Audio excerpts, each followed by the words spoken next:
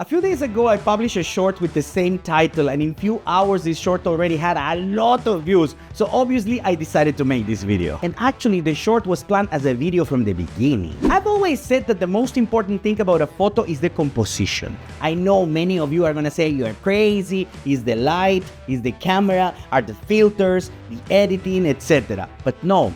It is the composition. And the greatest proof is when you see the photos taken 100 years ago by magazines like National Geographic, photos of the early 1900s. They are super photos. Let me tell you, everything was in the composition, because actually a mid-range phone right now has a much better camera than the cameras in those times. In fact, if you see a phone right now, some of them have like 3 cameras, 4 cameras. This is crazy. So everything is in the composition. Well, but now for an iconic photo, that's another thing. We need 2 things for an iconic photo: the composition and being at the right time in the right place, capturing the image in the right moment. To understand each other better, let me show you the pictures and the cameras that they used to take them.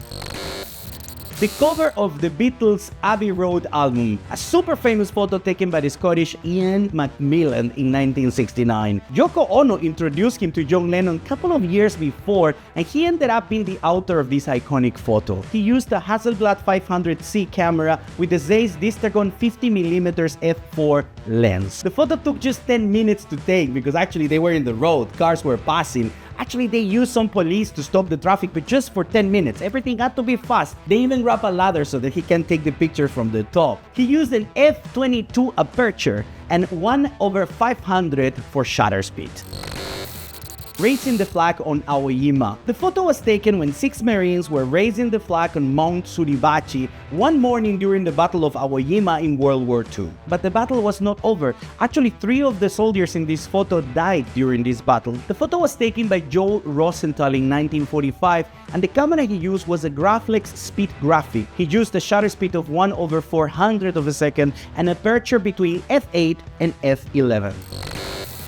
The Earthrise photo taken from lunar orbit in 1968 during the Apollo 8 mission by William Anders. He used the Hasselblad 500 EL, which was modified with an electric shutter, because imagine taking a photo with tremendous gloves that astronauts are wearing. It's a little complicated, isn't it? He used a 200mm lens, aperture of f11, and 1/250 of a second shutter speed. The Tank Man. Photo taken in 1989 in China after the army ended protests in Beijing. The photo was taken by Jeff Widener, and he used the famous Nikon FE2. The lens was a Nikkor 400mm 5.6 EDIF, such a long name, and a TC301 teleconverter, which could even double the zoom of his camera, and that helped a lot because the photo was taken far away.